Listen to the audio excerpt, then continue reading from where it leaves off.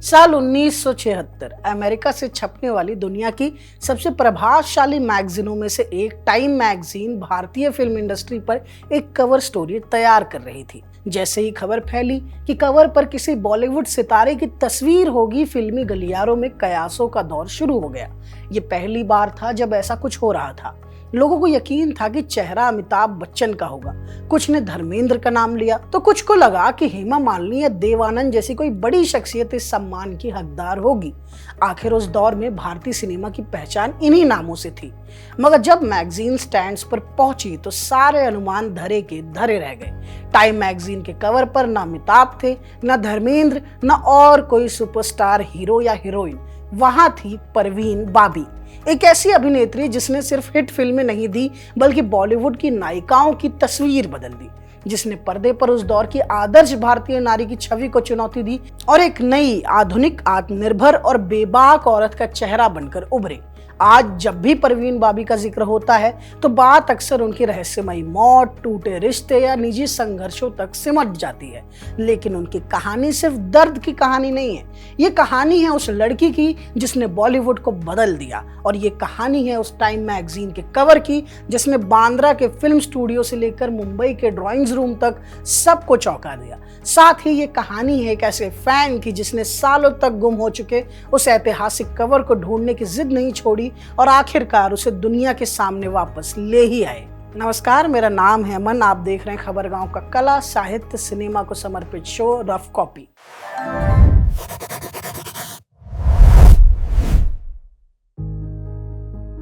साल 1975 में आई फिल्म दीवार याद कीजिए।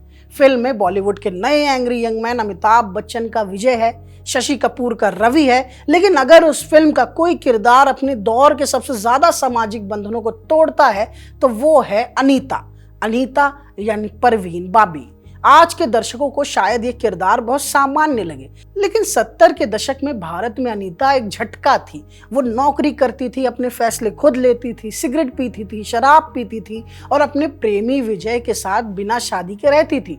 सबसे दिलचस्प बात यह थी कि फिल्म उसे इसके लिए जज नहीं करती है। वो किसी भटकी हुई महिला की तरह नहीं है, बल्कि एक आत्मनिर्भर और आत्मविश्वासी महिला की तरह दिखाई गई थी। उस दौर के बॉलीवुड में यह असाधारण था, क्योंकि तब तक हिंदी फिल्मों की नायिकाएं ज्यादातर एक तय ढांचे में ढली होती थी, शर्मीली, त्यागमयी, सहनशील और हर हाल में सामाजिक मर्यादाओं का पालन करने वाली। भारतीय सिनेमा की भाषा में कहें तो सती सावित्री छवि वाली नायिकाएं। फिर 70 के दशक में दो नाम उभर कर सामने आए, जीनत अमान और परवीन बाबी। इन दोनों अभिनेत्रियों ने बॉलीवुड की नायिकाओं की तस्वीर बदलनी शुरू की, लेकिन परवीन बाबी का प्रभाव कुछ अलग था। दरअसल परवीन बाबी सिर्फ एक अभिनेत्री नहीं थी, वो बदलते हुए शहरी भारत का चेहरा थी। साल 1949 में गुजरात के जूनागढ़ में जन्मी परवीन एक ऐसे परिवार से आती थी जिसका संबंध कभी उस रियासत के शाही परिवार से रहा था। 1972 में उन्होंने मॉडलिंग की दुनिया में कदम रखा और देखते ही देखते देश की सबसे चर्चित मॉडलों में शामिल हो गई। कैमरे के सामने उनका आत्मविश्वास, पश्चिमी फैशन को अपनाने का अंदाज और स्क्रीन पर उनकी मौजूदगी उन्हें अपने दौर की बाकी अभिनेत्रियों से अलग बनाती थी।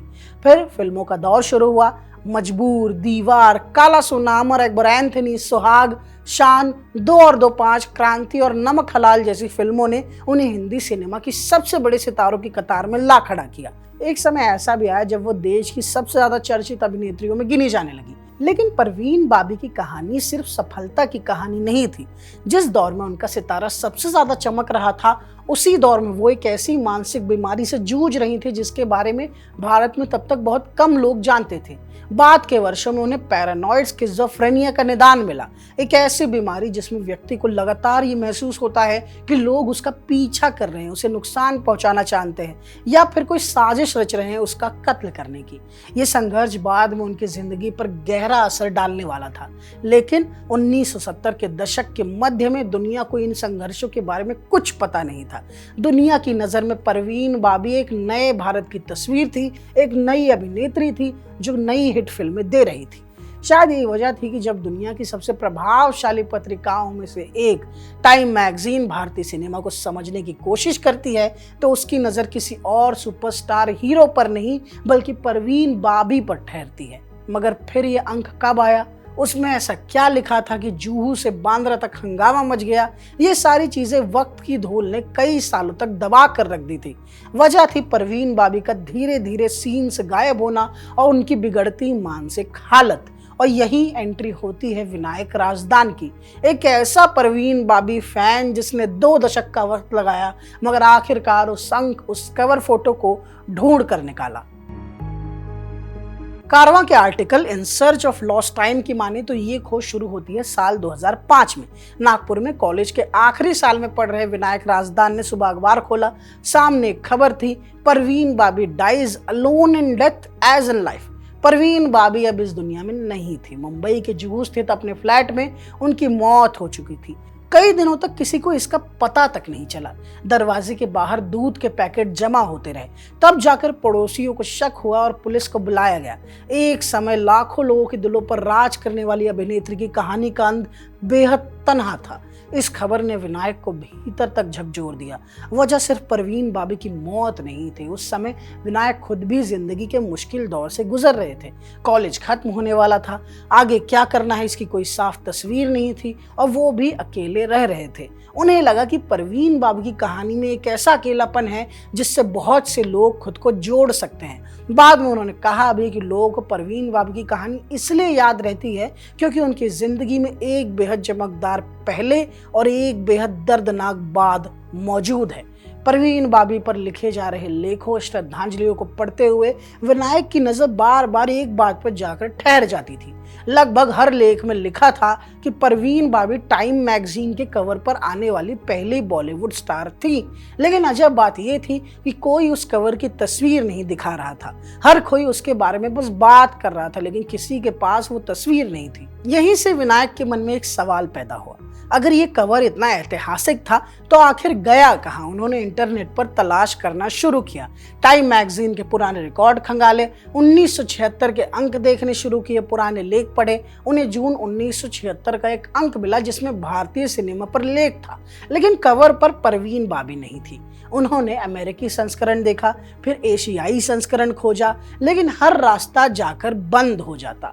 धीरे धीरे ये तलाश एक आदत बन गई। जब भी परवीन बाबी का नाम सामने आता, विनायक फिर से इंटरनेट पर लौट आते, नए शब्द लिखकर खोजते, नए कीवर्ड्स डालते, नए तरीके देखते, पुराने रिकॉर्ड्स खंगालते। कुछ महीनों की तलाश सालों में बदल गई, लेकिन कवर अब भी गायब था।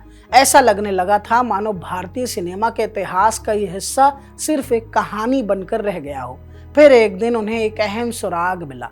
गूगल बुक्स पर उन्हें एक रिसर्च पेपर का छोटा सा हिस्सा मिला जिसमें उस कवर स्टोरी का असली शीर्षक लिखा था, एशियाज फ्रेनेटिक फिल्म सीन।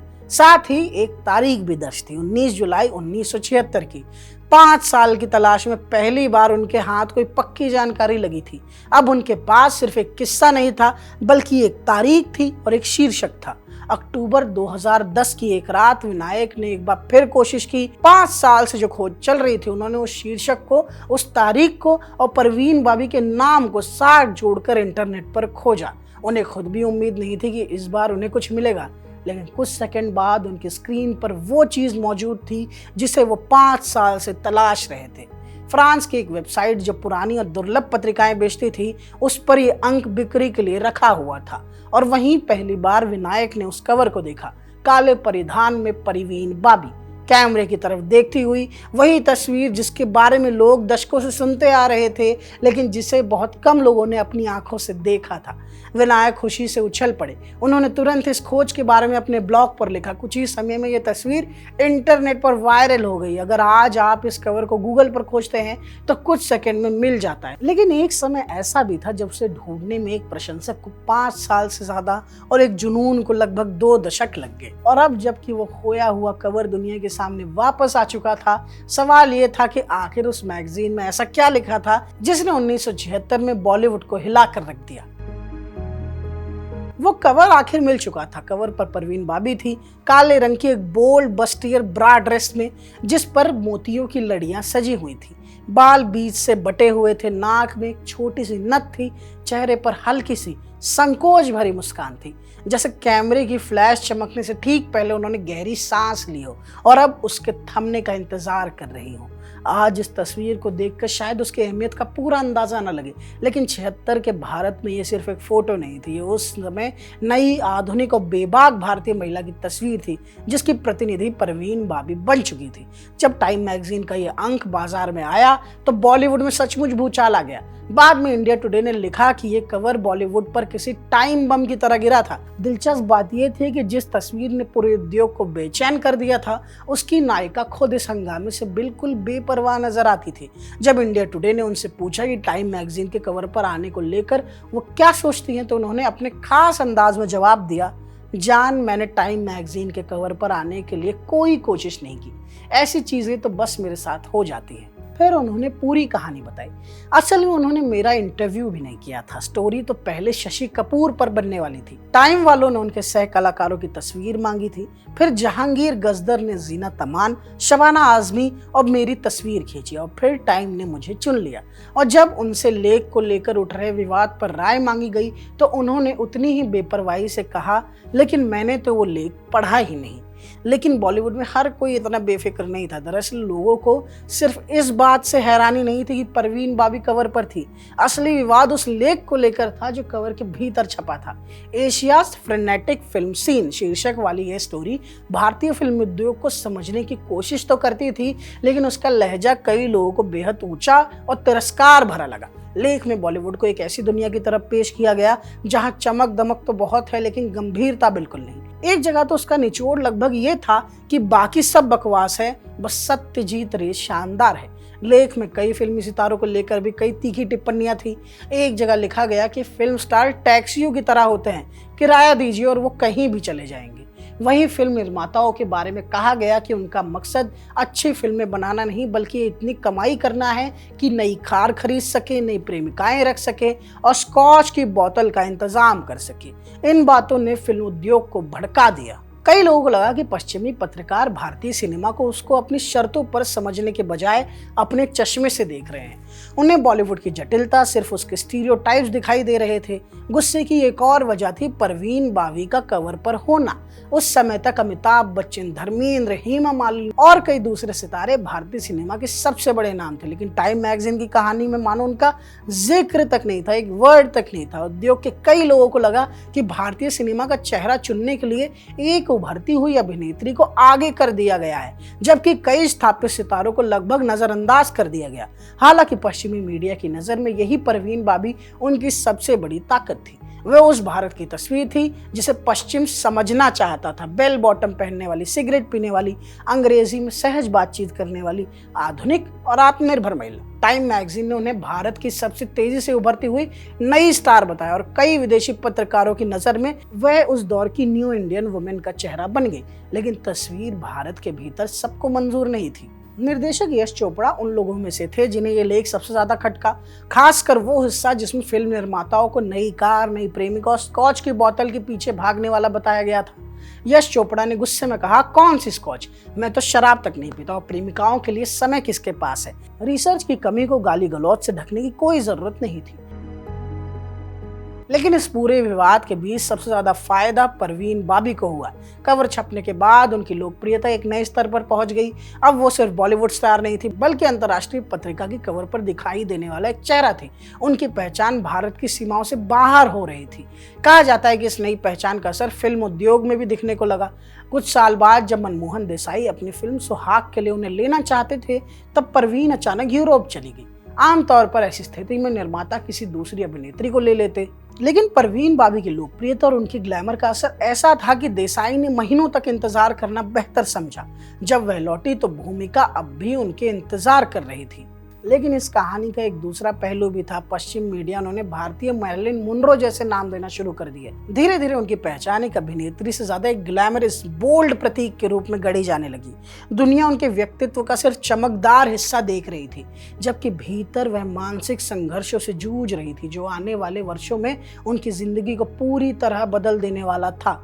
विडंबना यही थी कि जिस कवर ने उन्हें दुनिया के सामने पहुंचाया उसी ने उनकी छवि को एक ऐसे साँचे में भी कैद कर दिया जिससे बाहर निकलना उनके लिए संभव न हो सका। लेकिन 1976 में ये सब भविष्य की बातें थी। उस समय तो बस इतना हुआ था कि अमेरिकी मैगजीन ने भारतीय सिनेमा को समझने की कोशिश की, बॉलीवुड उससे नाराज हो गया और इस पूरे विवाद के बीच परवीन बाबी का नाम इतिहास में दर्ज हो गया। परवीन बाबी के बाद भी कई भारतीय सितारे टाइम मैगजीन के कवर तक पहुंचे।